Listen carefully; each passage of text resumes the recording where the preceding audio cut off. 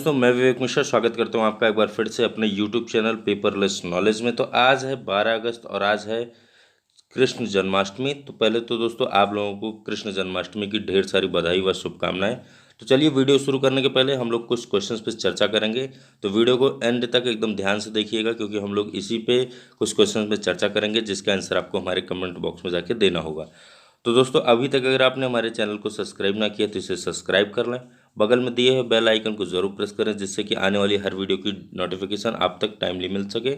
वहीं अगर आप हमारे टेलीग्राम ग्रुप से जुड़ना चाहें तो टेलीग्राम ग्रुप से भी जुड़ सकते हैं। इसका लिंक हमने अपने डिस्क्रिप्शन बॉक्स में दे रखा है, वहां से जाके आप डेली की PDF फाइल डाउनलोड कर सकते हैं। चलिए बात करते हैं आज के क्वेश्चंस की। तो आज का पहला क्वेश्चन है, तो यहाँ पे आपसे जो पहला क्वेश्चन पूछा गया था वो है हाल ही में किस रसायन की वजह से बेरूत में बम धमाका हुआ था। यहाँ पे 4 ऑप्शन दिए गए हैं, चारों में जो सही आंसर है वो है ऑप्शन ए अमोनियम नाइट्रेट। तो आपको बता दें कि अमोनियम नाइट्रेट की वजह से अभी हाल ही में बेरूत में बम धमाका हुआ था और यह जो है 4 अगस्त 2020 को बंदरगाह पर स्टोर कर रखा गया था, जिसके वजह से अमोनियम नाइट्रेट में विस्फोट हुआ और बम धमाका हुआ। और अभी आपको बता दें कि हाल ही में बेरूत के लेबनान के प्रधानमंत्री हसन दियाब ने अपने सरकार समेत कई मंत्रियों के साथ जो है इस्तीफा दे दिया है। ये आपसे क्वेश्चन पूछा जा सकता है कि यहाँ पे किस देश के प्रधानमंत्री ने अपने मंत्रिमंडल समेत इस्तीफा दे दिया है। तो यहाँ पे आपका जो सही आंसर होगा वो होगा हसन दियाब। ठीक है, हसन दियाब ने, जो कि लेबनान के प्रधानमंत्री हैं, उन्होंने अभी अपने मंत्रिमंडल समेत कई लोगों के साथ इस्तीफा दे दिया है। दूसरा क्वेश्चन आपसे पूछा गया है विश्व आदिवासी दिवस कब मनाया जाता है। तो विश्व आदिवासी दिवस के बारे में पूछा गया है। यहाँ पे आपके 4 ऑप्शन दिए गए हैं, इनमें जो सही आंसर होगा वो है ऑप्शन ए 9 अगस्त। तो 9 अगस्त को हम प्रत्येक वर्ष विश्व आदिवासी दिवस के रूप में मनाते हैं। और जो 2020 की इसका जो है विषय था वो था कोविड-19 और स्वदेशी लोगों का लचीलापन। और इसका उद्देश्य स्वदेशी जनसंख्या के पारंपरिक ज्ञान और प्रथाओं को संरक्षित करना है।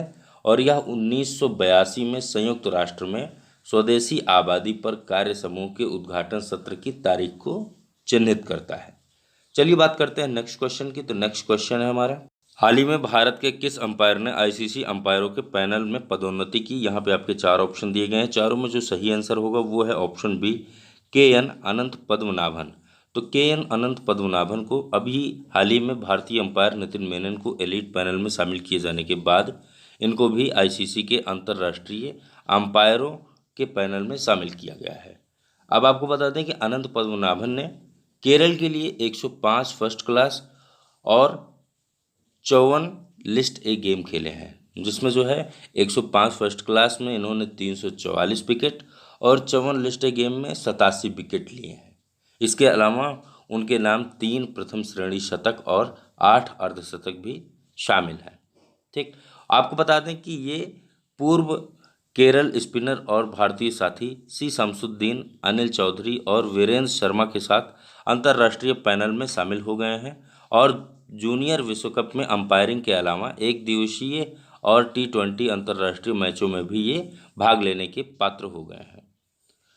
यहाँ पे हम लोग बात कर रहे हैं अंपायरिंग के बारे में, भारतीय क्रिकेट टीम के बारे में।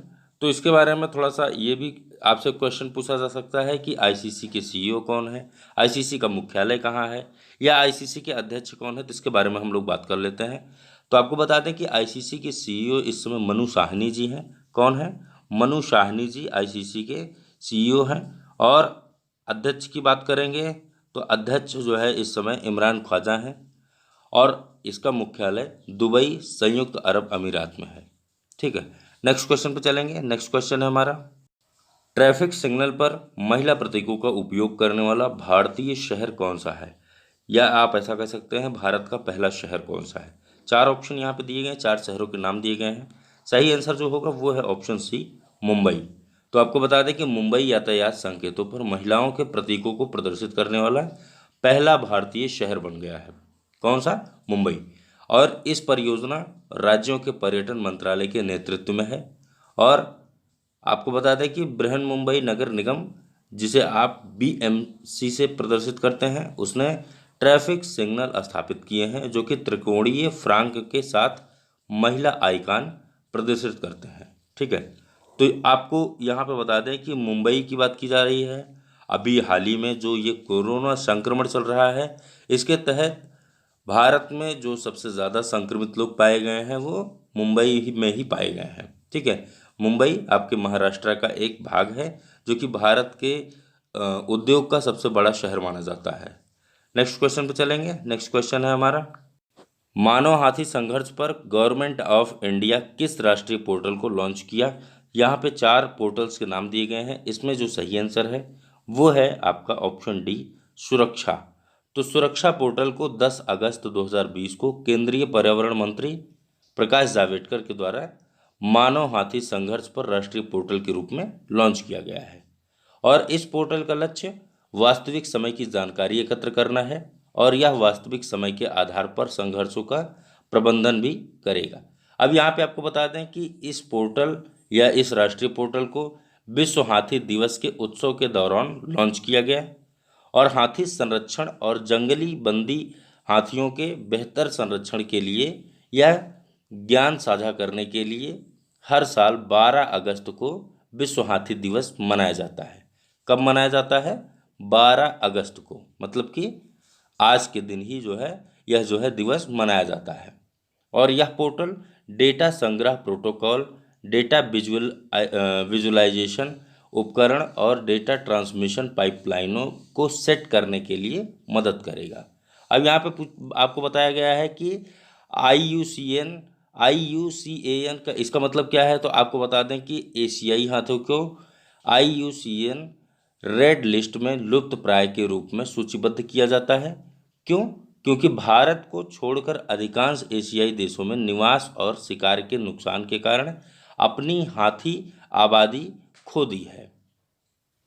वर्तमान में 50,000 से ज़्यादा या 50,000 से 60,000 एशियाई हाथी इस समय वर्तमान में जो मतलब मौजूद हैं वो 50,000 से 60,000 हाथी इस समय मौजूद हैं और इनमें से 60% भारत में है। मतलब आप ये अनुमान लगा सकते हैं कि पूरे विश्व में हाथियों की जो संख्या है वो भारत में सबसे ज़्यादा है। ठीक, नेक्स्ट क्वेश्चन पे चलते हैं। नेक्स्ट क्वेश्चन है हमारा, वाल्टर रोजर मार्टोस रुइस कहाँ के नए प्रधानमंत्री बने? यहाँ पे 4 देशों के नाम दिए गए हैं। चारों में जो सही आंसर है वो है ऑप्शन सी, पेरू के। तो आपको बता दें कि ये पेरू के पूर्व रक्षा मंत्री और सेवानिवृत्त सेनाध्यक्ष भी रह चुके हैं और इनको एल्वारो कैटरियानो वेलिडो की जगह पर इनको नियुक्त किया गया है और शपथ ग्रहण समारोह लीमा के गवर्नमेंट पैलेस में आयोजित किया गया था।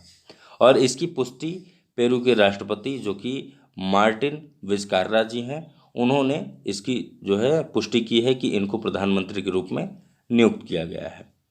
अब पेरू के बारे में हम आपको बता रहे थे, तो पेरू की राजधानी है लीमा, पेरू की मुद्रा है पेरिसोल। ठीक है, वहीं अगर हम लोग बात कर रहे हैं कि नियुक्तियां की, तो आपको बता दें कि अभी यहाँ पे आपका सेकंड ऑप्शन में दिया है मारिटानिया। तो मारिटानिया के बारे में आपको बता दें कि यहाँ के भी प्रधानमंत्री मोहम्मद ओल्ड बिलाल को नियुक्त किया गया है और यह नियुक्ति मारिटानिया के राष्ट्रपति मोहम्मद ओल्ड गजौनी द्वारा किया गया। मोहम्मद ओल्ड बिलाल एक अनुभवी सार्वजनिक प्रशासक हैं और देश की राष्ट्रीय जल एजेंसी के प्रमुख, साथ ही वे राष्ट्रपति के सहयोगी और एक कैबिनेट मंत्री के रूप में ये कार्य कर चुके हैं।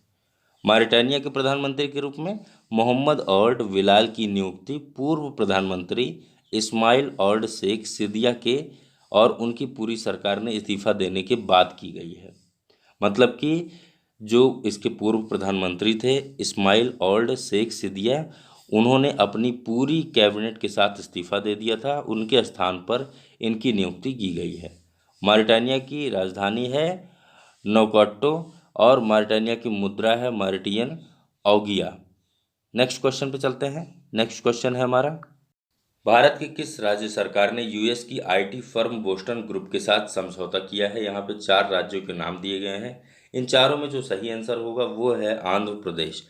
तो आपको बता दें कि बोस्टन समूह ने विशाखापट्टनम में एक आईटी कंपनी स्थापित करने के लिए आंध्र प्रदेश सरकार के साथ एक समझौते ज्ञापन पर हस्ताक्षर किया है।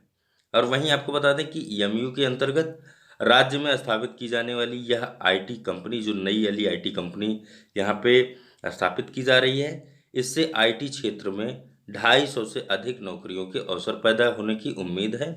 और इस केंद्र के कर्मचारियों को R&D में लर्निंग प्लेटफॉर्म पर लगाया जाएगा और artificial intelligence, machine learning, cyber सुरक्षा और मानव संसाधन जैसे उन्नत तकनीकों का यह लाभ उठाएंगे। यहाँ पे एक चीज़ और पूछा जा सकता है आपसे कि इसके अध्यक्ष कौन है। तो इसके अध्यक्ष, जैसे बोस्टन समूह के अध्यक्ष सुबु कोटा हैं। और आंध्र प्रदेश के बारे में बात की गई तो आंध्र प्रदेश के मुख्यमंत्री वाईएस जगनमोहन रेड्डी हैं और राज्यपाल यहाँ के विश्वभूषण हरिचंदन जी हैं। नेक्स्ट क्वेश्चन पे चलेंगे। नेक्स्ट क्वेश्चन है हमारा, national infrastructure pipeline online dashboard किस मंत्रालय द्वारा लॉन्च किया गया। 4 मंत्रालयों के नाम दिए गए हैं इसमें, चारों में जो सही आंसर होगा वो है ऑप्शन बी, वित्त मंत्रालय। तो वित्त मंत्रालय, इस समय वित्त मंत्री निर्मला सीतारमण जी हैं और उनके द्वारा राष्ट्रीय अवसंरचना पाइपलाइन, जिसे आप NIP से प्रदर्शित करते हैं, ऑनलाइन डैशबोर्ड का उद्घाटन किया गया है। आपको बता दें कि लॉन्च किया गया नया प्लेटफॉर्म NIP नए भारत की बुनियादी ढांचा परियोजनाओं की जानकारी के लिए सही हितधारकों के लिए वन स्टॉप समाधान के रूप में कार्य करेगा और इस मंच को आत्मनिर्भर भारत की दिशा का एक कदम माना जा रहा है। यह PPP परियोजनाओं के लिए निवेशकों को आकर्षित करेगा और अपडेट परियोजनाओं की जानकारी के लिए आसान पहुंच सुनिश्चित करेगा। वहीं आपको बता दें कि national infrastructure pipeline online dashboard परियोजनाओं की तैयारी में सुधार, निवेश और इसकी बुनियादी ढांचों में आकर्षित करेगा और भारत निवेश ग्रिड पर होस्ट किया जाएगा। एक ऑनलाइन प्लेटफॉर्म, यह जो है एक ऑनलाइन प्लेटफॉर्म है जो कि वैश्विक निवेशक समुदाय को देश में अद्यतन और वास्तविक समय के निवेश के अवसरों के बारे में जानकारी प्रदान करता है। NIP दोनों आर्थिक के साथ साथ सामाजिक बुनियादी ढांचा परियोजनाओं को भी कवर करेगा। ठीक है, और फिर से बता दूं आपको कि इसका जो उद्घाटन किया गया या इसे जो लॉन्च किया गया वो वित्त मंत्रालय द्वारा लॉन्च किया गया। वित्त मंत्री इस समय निर्मला सीतारमण जी हैं। नेक्स्ट क्वेश्चन पे चलेंगे। नेक्स्ट क्वेश्चन है हमारा, हाल ही में उर्दू के किस मशहूर शायर एवं गीतकार का निधन हो गया। यहाँ पे 4 ऑप्शन दिए गए हैं, चारों में जो सही आंसर है वो है ऑप्शन डी, राहत इंदौरी। तो राहत इंदौरी का अभी हाल ही में निधन हो गया है। 11 अगस्त 2020 को इनका कोरोना वायरस के कारण निधन हो गया और ये मध्य प्रदेश के इंदौर से बिलोंग करते थे। आपको बता दें कि इनकी जो प्रारंभिक शिक्षा हुई वो नूतन स्कूल इंदौर में हुई और इन्होंने इस्लामिया करीमिया कॉलेज इंदौर से साल 1973 में अपनी स्नातक की पढ़ाई पूरी की और साल 1975 में बरकतुल्लाह विश्वविद्यालय भोपाल से उर्दू साहित्य में इन्होंने MA किया। आपको बता दें कि राहत इंदौरी जी उर्दू में MA किया था और राहत इंदौरी जी ने मुन्ना भाई, MBBS, मीनाक्षी खुद्दार, नाराज, मर्डर, मिशन कश्मीर और करीब बेगम जान, घातक, इश्क और आदि जैसी फिल्मों में इन्होंने अपने गीत लिखे हैं। नेक्स्ट क्वेश्चन पे चलेंगे। नेक्स्ट क्वेश्चन है हमारा, किन 2 देशों के सहयोग से IC इम्पैक्ट्स ने 2020 वार्षिक अनुसंधान सम्मेलन की वर्चुअल रूप से मेजबानी की। यहाँ पे 4 ऑप्शन दिए गए हैं, इनमें जो आपका सही आंसर है वो है ऑप्शन ए, भारत और कनाडा। तो आपको बता दें कि कोविड-19 के आसपास अभी हाल की घटनाओं के मद्देनज़र IC इम्पैक्ट इस वर्ष 2020 वार्षिक अनुसंधान सम्मेलन की मेज़बानी करेगा और इसमें जो है वह भारत और कनाडा के सहयोग से जो है यह मेज़बानी कर रहा है। और आपको बता दें कि IC इम्पैक्ट सार्वजनिक स्वास्थ्य अधिकारियों द्वारा सुझाई गई सामाजिक गड़बड़ी की एक डिग्री को बढ़ावा देने की आवश्यकता को स्वीकार करता है और कमज़ोर व्यक्तियों की रक्षा करने के लिए और यह सुनिश्चित करने के लिए कि हमारी स्वास्थ्य देखभाल जो प्रणाली है वो अतिव्ययी नहीं हो जाएगी, सम्मेलन ऑनलाइन आयोजित किया जाएगा।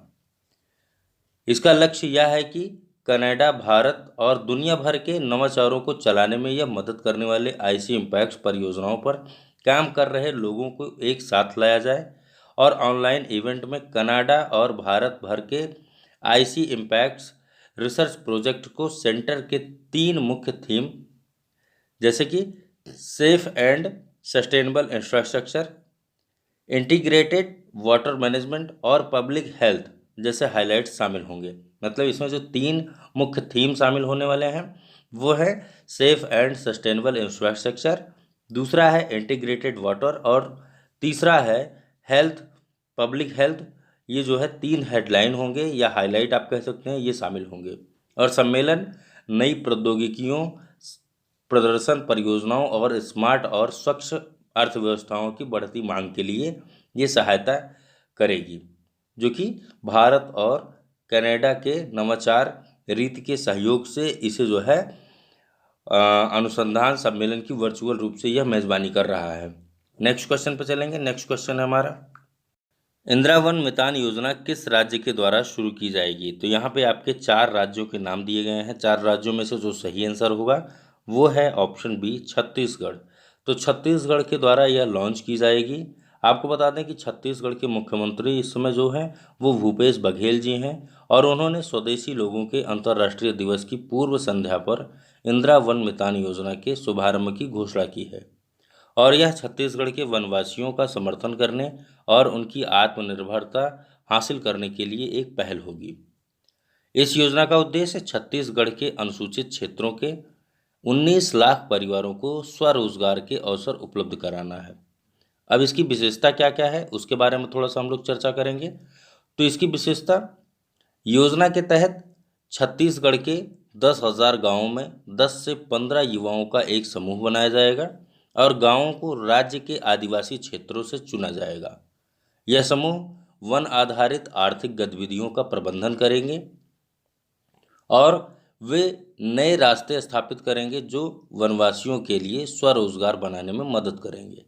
साथ ही टीम वन उपज की खरीद, विपणन और प्रसंस्करण का भी प्रबंधन करेगी।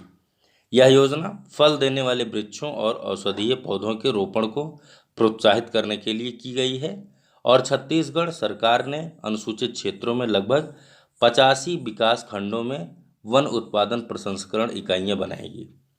और यह अनुमान भी है कि एकल वन उपज प्रसंस्करण इकाई को विकसित करने की जो लागत आएगी वो लगभग 10 लाख रुपए की होगी और चयनित 85 विकास खंडों में प्रसंस्करण इकाइयों को स्थापित करने के लिए 8.5 करोड़ रुपए की राशि उपलब्ध कराई जाएगी। और इसके अलावा जो है जो उन्होंने अन्य पहल की है उसके बारे में थोड़ा सा हम लोग चर्चा करेंगे। तो इसके अलावा भी उन्होंने, जैसे कि छत्तीसगढ़ सरकार ने राज्य में आदिवासी समूहों के जीवन को बेहतर बनाने के लिए कई अन्य परियोजनाएं भी शुरू की हैं और ऐसी ही एक ताज़ा पटल बोधघाट सिंचाई परियोजना है। कौन सी? बोधघाट सिंचाई परियोजना, जो कि बस्तर के आदिवासी इलाकों में सिंचाई बढ़ाने के लिए इंद्रावती नदी पर परियोजना शुरू की गई है। किस नदी पर? इंद्रावती नदी पर। ठीक है, ये आप नोट कर लीजिएगा क्योंकि आपसे ये पूछा जा सकता है कि यह परियोजना जो कि बोधघाट सिंचाई परियोजना के नाम से जानी जाती है, ये किस नदी पर शुरू की गई। और मई 2020 में छत्तीसगढ़ सरकार ने राजीव गांधी किसान न्याय योजना शुरू की थी और इस योजना का उद्देश्य राज्य में फसल उत्पादन को प्रोत्साहित करना और किसानों को उनकी उपज का सही मूल्य देना था, जो कि उनके खाते में सब्सिडी के माध्यम से भी आ जाता। नेक्स्ट क्वेश्चन पे चलेंगे। नेक्स्ट क्वेश्चन है हमारा, वर्ष 1971 के युद्ध में शहीद भारतीय सैनिकों के सम्मान में किस देश द्वारा एक सम्मान स्मारक का निर्माण किया जाएगा? 4 देशों के नाम दिए गए हैं, चारों में जो सही आंसर है वो है ऑप्शन बी, बांग्लादेश। तो आपको बता दें कि बांग्लादेश सरकार ने 1971 में अपने देश के स्वतंत्रता संग्राम के दौरान पाकिस्तान द्वारा मारे गए भारतीय सैनिकों के सम्मान में एक स्टैंड अलोन युद्ध स्मारक बनाने का फैसला किया है। वहीं आपको बता दें कि इसका जो फैसला किया गया है वो मोजाम्बिक हक, जो कि बांग्लादेश युक्त मंत्री हैं, उन्होंने 7 अगस्त 2020 को यह घोषणा की है और यह बताया है कि इस स्मारक का निर्माण बांग्लादेश की स्वतंत्रता की 50वीं वर्षगांठ के साथ पूरा होगा। नेक्स्ट क्वेश्चन पर चलेंगे। नेक्स्ट क्वेश्चन है हमारा, आइए बात करते हैं आज के क्वेश्चंस का। तो आज का पहला क्वेश्चन है, 17वीं एनिवर्सरी ग्रैंड प्रिक्स किसके द्वारा जीती गई? 4 ऑप्शन यहाँ पे आपके दिए गए हैं, चारों में से एक आंसर आपका सही होगा। दूसरा क्वेश्चन यहाँ पे आपसे पूछा जा रहा है, भारत के सशस्त्र बल किस प्रोजेक्ट को पुनर्जीवित किया? तो यहाँ पे भी आपका 4 ऑप्शन दिया गया है, इसमें भी आपका एक आंसर सही होगा। तो दोनों का आंसर आप हमारे कमेंट बॉक्स में जाके कमेंट कीजिए और अपनी राय दीजिए। तो दोस्तों, आज की वीडियो में इतना ही। इजाज़त दीजिए, फिर मिलेंगे किसी अन्य वीडियो के साथ। तब तक के लिए धन्यवाद।